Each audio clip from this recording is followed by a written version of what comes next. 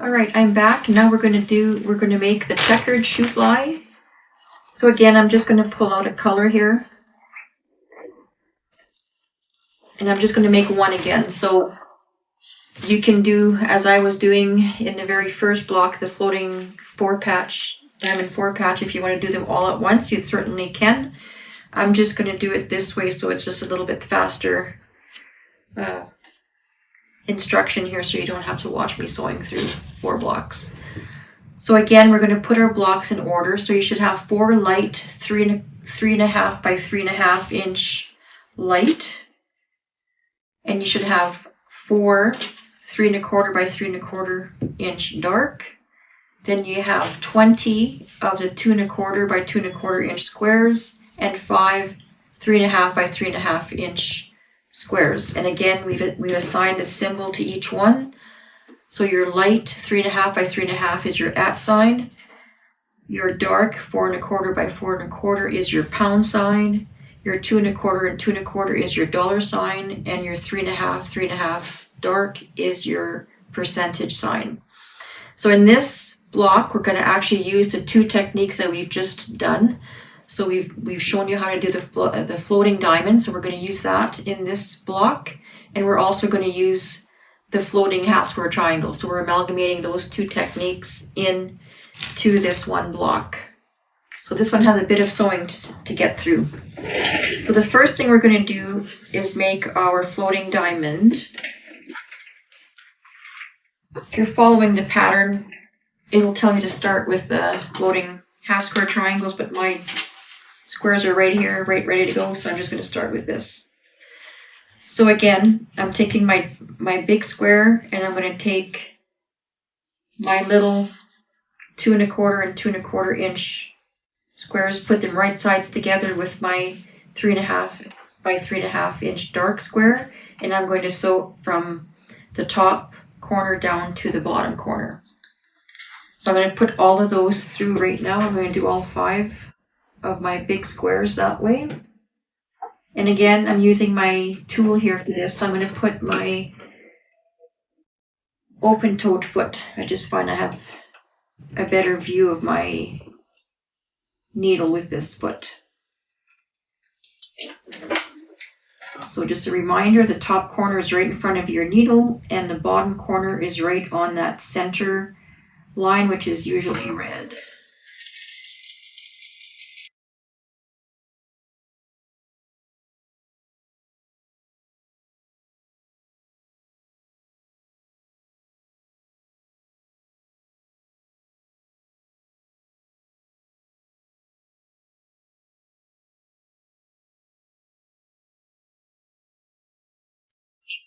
So just like I did with my other block, the floating diamond 4-patch, I'm going to put on a second diamond before I trim. So I'm putting on the opposite corner. So it's going to be this corner right here. So I'm going to do that with all of them.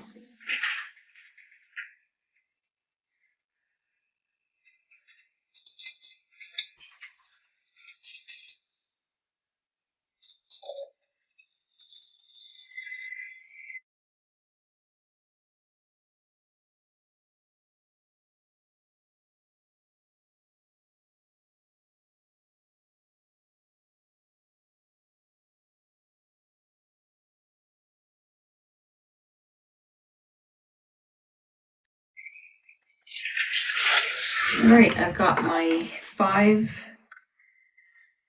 blocks with 2 corners sewn on.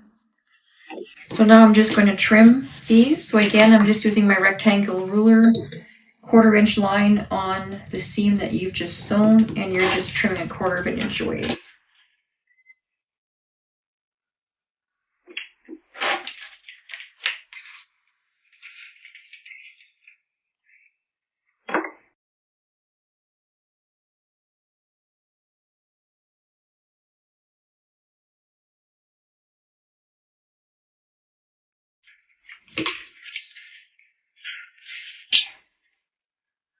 All right, just press those. And again, you just want to set your seams first. Press over.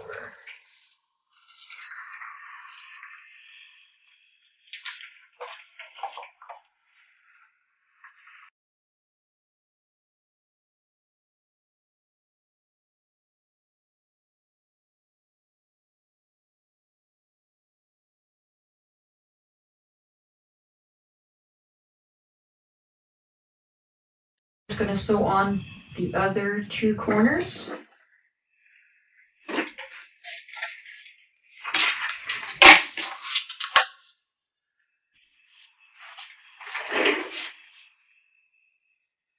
So I'm going to do the same thing here. I'm going to sew this corner on, and then I'm going to go ahead and sew that corner on.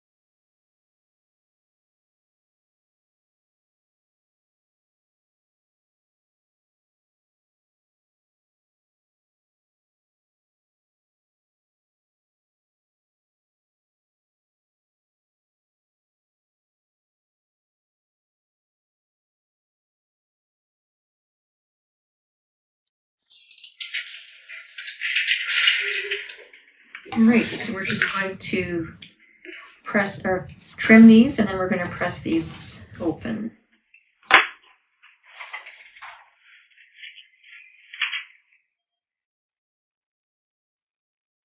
So again, 1/4 inch line on the seam that you've just sewn.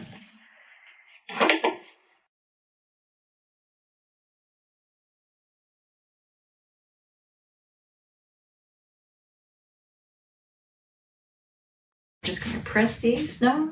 Oh, I guess I forgot.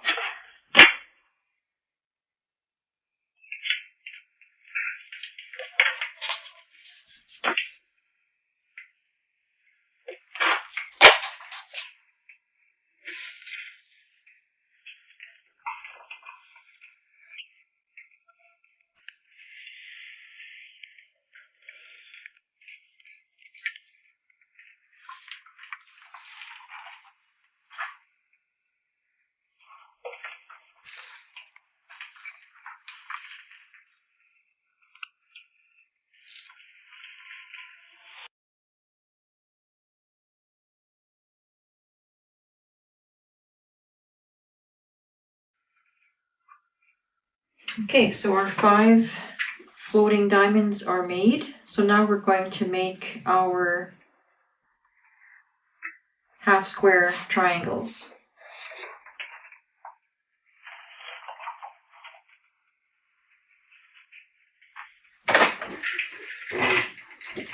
So we're going to take the light 3.5, which is your at sign, and the pound sign square goes on top, right sides together. And again, we're going to sew from corner to corner.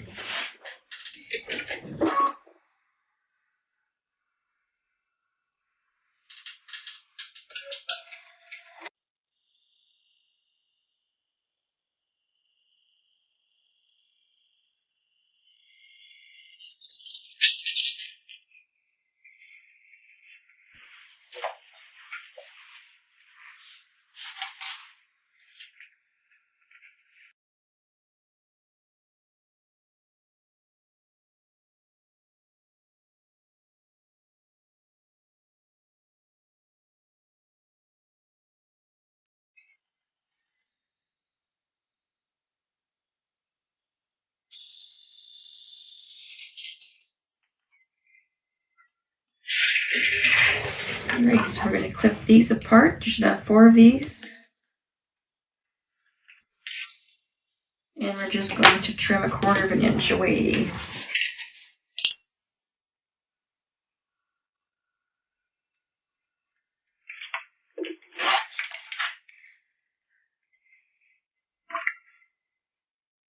So again, your rulers, your 1/4 inch lines on the seam that you've just sewn, and you trim 1/4 of an inch away from it.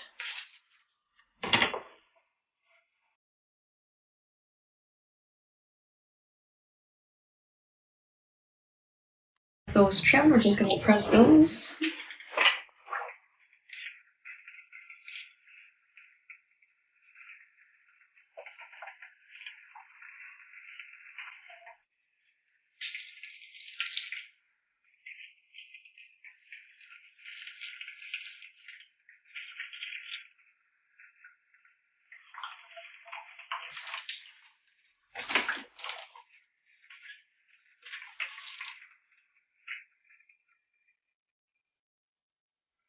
Alright, now that we have our 1/2 square triangles trimmed, we're now going to set up our rows to create our block. So we're going to have 1 1/2 square triangle going like that. A floating diamond there. 1/2 square. Floating diamond. Floating diamond. Diamond, then our 1/2 square, floating diamond, and 1/2 square. And you'll take notice here that I'm laying my floating diamonds all the same, so that the 2 last squares that I've put on are these 2 corners. This way, when we put these together, they're not going to be lining up. You don't want them to line up like this seam with that seam. So just pay attention to when you're laying these out. You want them all sitting the same way. Okay? And now we're just going to build our rows just like we did the other blocks. I'm just going to do the first of each of the rows, and then we'll add the 3rd piece on after.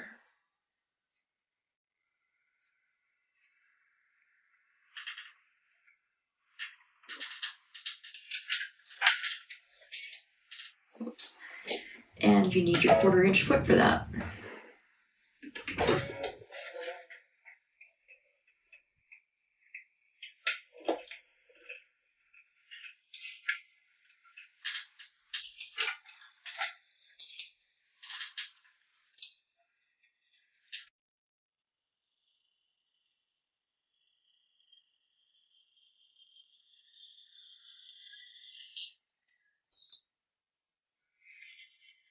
So these 2 together.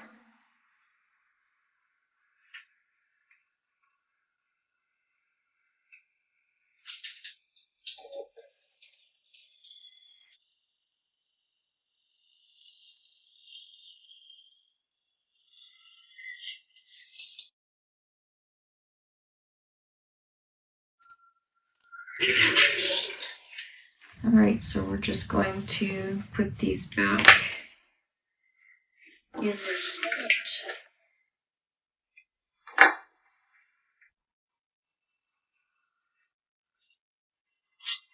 And we're going to add the 3rd piece onto each row.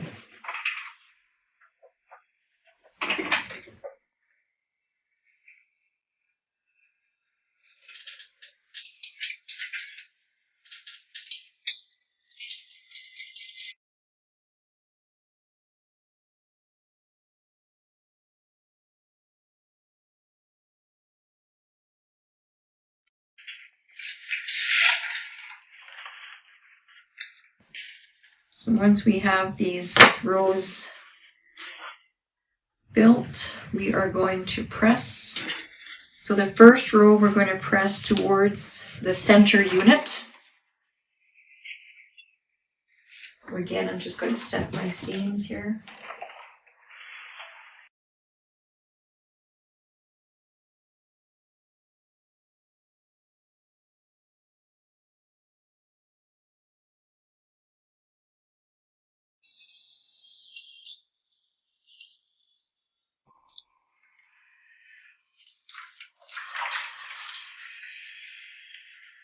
And your bottom row you're pressing towards again.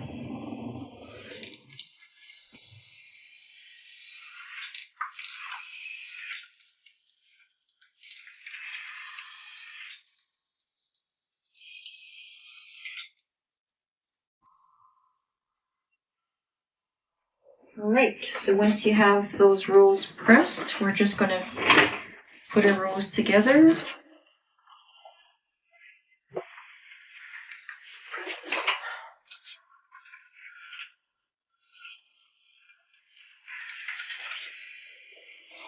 one. So you're just going to flip row 1 on top of row 2. And again, you're just going to lock those seams.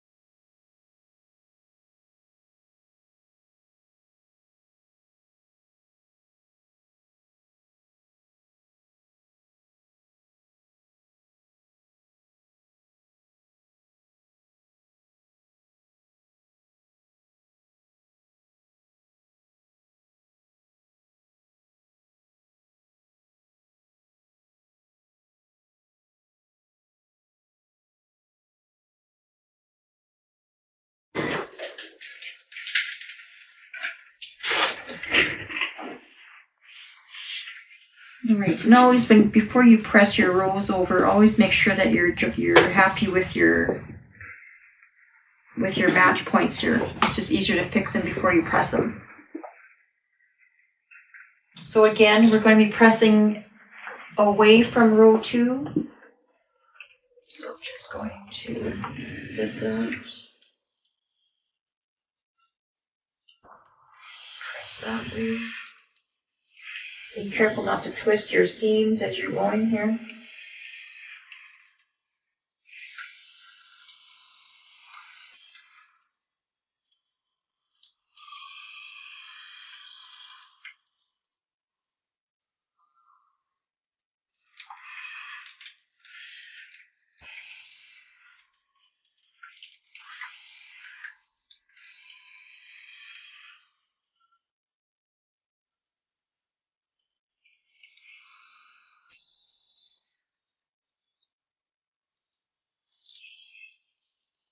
Alright, now we have our third block made, our checkered shoofly. And again, we're just putting these blocks into our bag with our background fabrics to keep them all together. And I'll be right back with the spinning Ohio star.